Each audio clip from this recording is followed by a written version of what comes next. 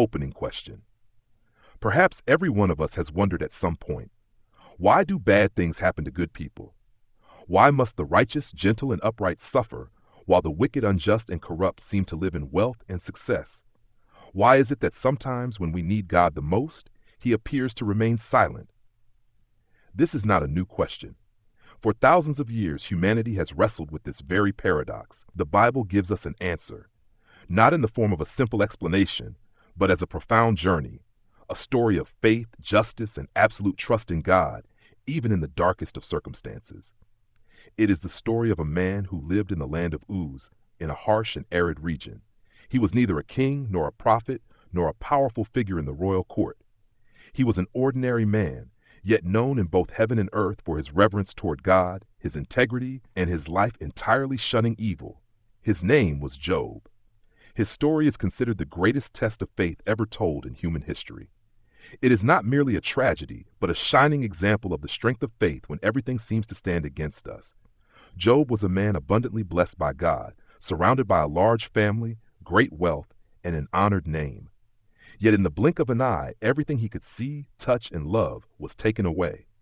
Why? Why would a righteous man like Job be made to endure such suffering? This story does more than simply recount what happened. It invites us to step into that very journey of faith, where the question why is not always answered, but the true response is found in another question. What will you do when you don't understand? Job, the righteous and wealthy man Job, was neither a king nor a prophet sent to proclaim a divine message. He was simply an ordinary man living in the arid land of Uz. Yet his life shone brightly in a world filled with darkness. The Bible records that Job was blameless and upright, one who feared God and shunned evil. His reverence for the Lord was so deep that he never wavered towards sin, not in thought nor in deed. In God's eyes, he was the most righteous man on earth in his time. But Job was not only rich in spiritual matters. God had granted him a prosperity few could match. His possessions spread far and wide, thousands of sheep, camels, oxen, and donkeys, fertile fields, and countless faithful servants. People called him the greatest man among all the people of the East. Yet amid all these material blessings, Job did not claim them as his own, nor did he take pride in them. To him, family was the most precious treasure of all. He had 10 children, 7 sons and 3 daughters, who lived in harmony and loved one another deeply. They often held feasts in their homes, eating, drinking, singing, and enjoying the abundance that God had given. Laughter filled the household, mingling with the aroma of freshly baked bread and the sweetness of wine, creating a scene of peace overflowing with blessing. Yet even in that peace, Job's heart remained vigilant. Every morning, before the first light of dawn broke through, he would rise early to prepare burnt offerings for each of his children. In his heart, he thought, perhaps my children have sinned or cursed God in their hearts. This was not an act driven by fear of losing blessings, but by a deep love for God and for his family. He understood that every blessing is fragile if one turns away from the one who gives it. Job's life was a perfect picture of a man blessed by God, righteous, wealthy, with a happy family and a respected name. But at the very moment when it seemed nothing could shake him, an event from the heavenly realm was about to unfold, a severe test that would draw the gaze of both heaven and hell. The heavenly dialogue. The curtain of the unseen realm is drawn back, revealing a scene not of this earth. The heavenly court gathered before the throne of God. The angels, one by one, step forward to present themselves before him, reporting on the tasks entrusted to them across the earth. The atmosphere is filled with awe. Light from the throne radiates brilliantly, illuminating the entire celestial court. Among the ranks appears another figure, the enemy of mankind, the rebel from the very beginning, Satan. He enters not to worship, but to seek an opportunity to accuse. God looks at him and asks, "Where have you come from?" Satan answers, "From roaming throughout the earth, going back and forth on it." Then the Lord speaks, "Have you considered my servant Job? There is no one on earth like him, blameless, upright, fearing God, and shunning evil." This commendation shines like a beam of light, spotlighting Job before the whole heavenly host. But Satan sneers. He refuses to believe that Job's loyalty is genuine. "Have you not put a hedge of protection around him, his household, and everything he owns? You have blessed the work of his hands, so that his possessions are spread throughout the land. But stretch out your hand and strike all that he has, and surely he will curse you to your face. All of heaven falls silent. This is a direct challenge to the very worth of human faith. In his infinite wisdom, God allows Satan to test Job, but sets a limit. Very well, everything he has is in your power, but on the man himself do not lay a finger. And so, in that moment, an invisible battle begins, not between armies seen by the eye, but between the faith of one man and the fiercest assaults darkness can unleash. Job, the righteous man, is about to enter a storm of trials he could never have imagined. Job's first losses. That day, the sky over the land of Uz was as blue as ever. Job had no idea that behind this peaceful facade, a terrible storm was silently approaching. The first blow came without warning. A servant burst in, breathless and trembling. The oxen were plowing in the field, and the donkeys were grazing nearby, when the Sabaeans attacked, seized them all, and killed the servants. I am the only one who escaped to tell you. Before Job could take it in, a second man appeared, his face pale. Fire from heaven fell and burned up the sheep and the shepherds. Still reeling, a third servant rushed in, voice shaking. The Chaldeans formed 3 raiding parties, swept down on your camels, and killed all the servants. The loss of livestock and property was already devastating, but the cruelest blow had yet to come. A fourth man entered, eyes brimming with tears. Your sons and daughters were feasting in the home of your eldest son, when a mighty wind swept in from the desert, striking the 4 corners of the house. It collapsed, and they are all dead. I am the only one who escaped to tell you. In a single moment, Job's world collapsed. His wealth vanished, his herds were gone, his servants slain, and his 10 children, the greatest joy of his life, were gone forever. Yet Job did not rage, nor did he curse. He tore his robe, shaved his head, then fell to the ground and said, Naked I came from my mother's womb, and naked I will depart. The Lord gave, and the Lord has taken away. May the name of the Lord be praised. In the midst of unthinkable loss, Job's faith stood firm, and both heaven and hell watched in silent awe. The trial on Job's body. In the days following the dreadful calamities, Job still remained upright before the Lord. Though he had lost all his possessions and children, he did not complain nor sin in his words. Yet Satan was not finished. He returned before God with the same provoking attitude.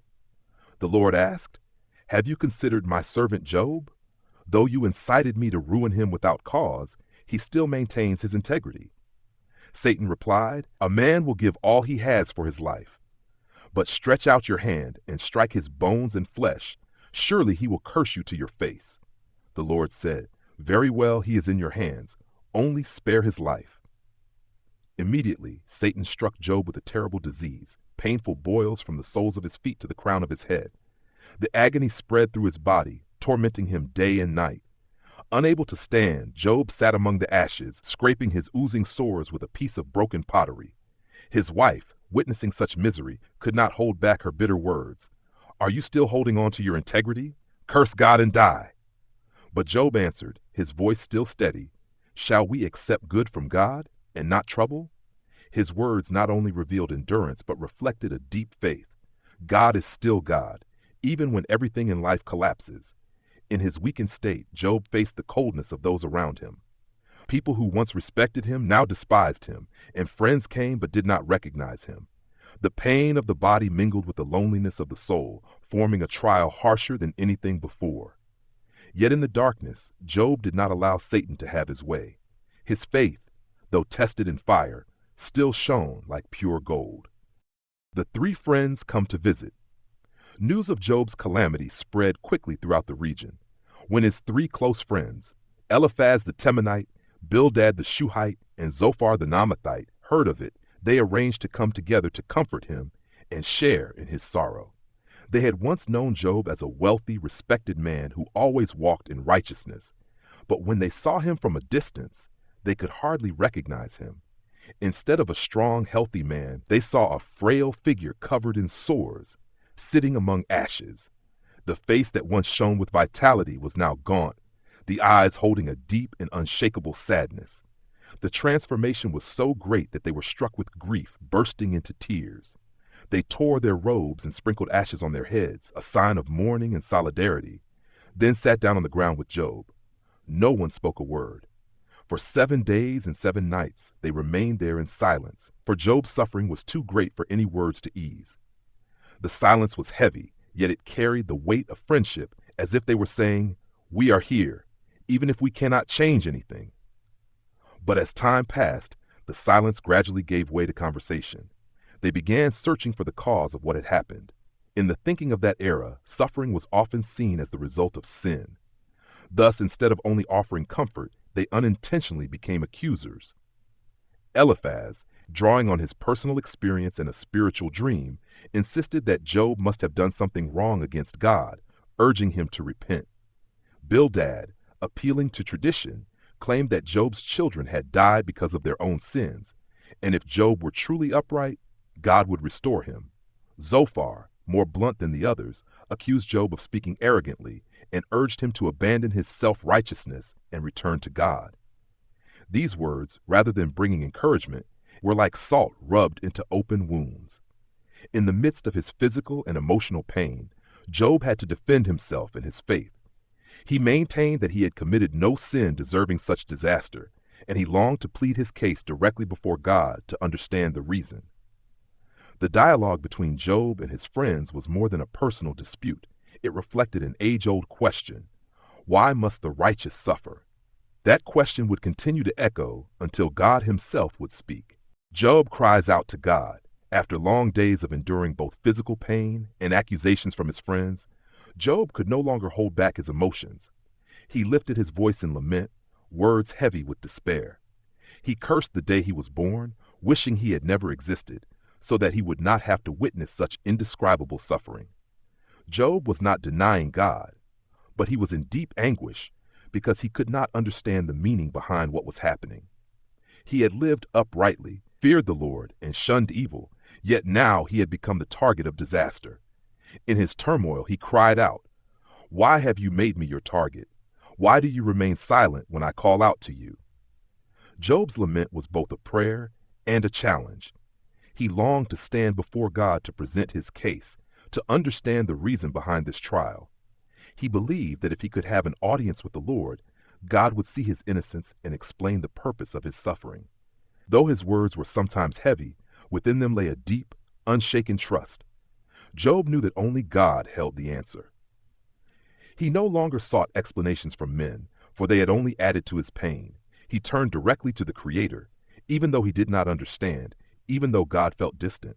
This cry was the mark of a genuine faith, not blind faith, but a faith that dares to confront the questions, that dares to pour out the heart before God, even when it is filled with confusion. And from this moment, Job's journey toward the deepest encounter with the Lord would begin. After long days of arguments and lamentations, a monumental event took place. The Lord spoke, not in a gentle whisper, but out of the midst of a raging storm. Lightning split the sky, the wind roared, and his voice thundered with a power that silenced all human speech. Yet God did not answer Job's question directly. Why am I suffering? Instead, he led Job on a far greater journey of reflection. He asked, "Were you there when I laid the earth's foundations? Did you witness me stretch out the heavens like a curtain? Can you command the dawn to come and drive away the darkness?" He spoke of the sea, of the boundaries he set, so its waters would not overrun the land. He spoke of wondrous creatures, the lion that hunts its prey, the eagle that soars in the skies, and mighty beings such as Behemoth and Leviathan that no human can tame. Through these images, God revealed that the workings of the universe and his deeds are far beyond human understanding. The message within these questions was clear. Job was not in a position to grasp the entirety of the Creator's plans. The Lord is almighty, infinitely wise, and he governs even the things unseen by human eyes. Job's suffering, though mysterious, was part of a far greater picture, one that only God could see in full. Hearing these words, Job suddenly recognized his true place before the Creator. He no longer argued or demanded explanations.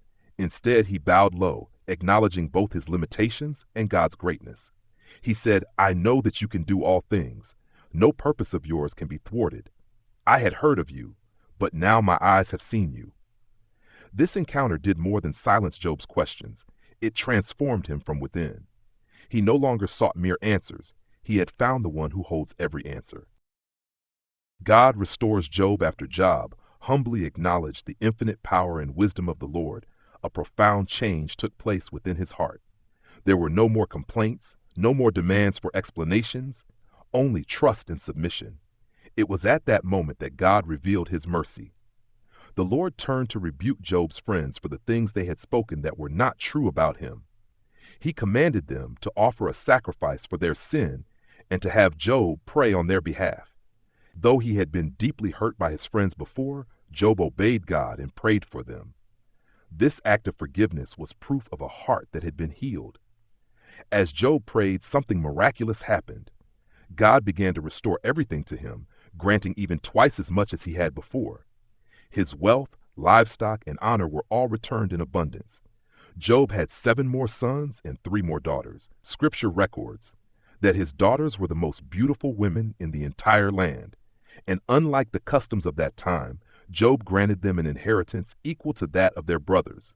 But more precious than all material blessings were the peaceful years God gave him. Job lived another 140 years, seeing his children and their children to the 4th generation.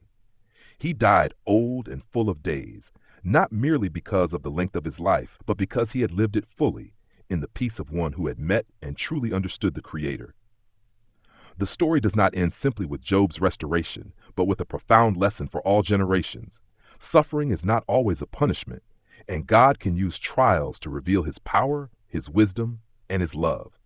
At times, he does not give the answers we expect, but instead gives us himself, and that is the greatest gift of all. Lessons from the story of Job. The story of Job is not merely a tragedy followed by restoration. It is a journey of faith, leaving timeless lessons for every generation. First, Job reminds us that even the righteous can experience profound suffering. Trials are not always a punishment, nor are they proof that God has abandoned us. Instead, they can be opportunities for faith to be refined, just as gold is purified through fire. Second, the story warns us of the limits in how we judge others. Job's friends, though initially well-intentioned, spoke falsely about God and deeply wounded Job. From this, we learn that sometimes what the suffering need is not explanations or analysis, but compassionate silence and a loving heart. Third, Job shows us the power of humility before the Lord. Though he once pleaded earnestly for answers, he came to realize that humans cannot grasp the entirety of the Creator's plans. True faith is not built on understanding everything, but on trusting him even when we do not understand. Finally, the story encourages us to hold on to our faith until the very end. Job's restoration was not merely the doubling of his possessions, but the renewal of his soul, the gift of peace, and a deeper relationship with God. Sometimes the greatest reward of trials is not what we gain, but the person we become afterward. The story of Job continues to echo through thousands of years as a reminder. In the midst of suffering, cling to the one who holds all things. For in his hands, not a single tear is wasted, and every pain can become a stepping stone drawing us closer to him.